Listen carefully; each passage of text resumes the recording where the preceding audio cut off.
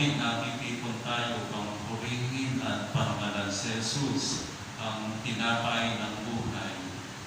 Ihain natin sa Kanya ating mga panalangin para sa ating mga sariling kahilingan, para sa ating pamilya, sa ating parokya, gayon din sa ating diocese sa buong bansa. Sa natatanging pamamaraan, idalangin natin na buong pananalig ang ating pamayanan, ang lahat ng mga naglilingkod, ang mga kapatid natin nawalay sa simbahan. Naway muli tayo magkasama-sama sa paglalakbay patungo kay Kristo.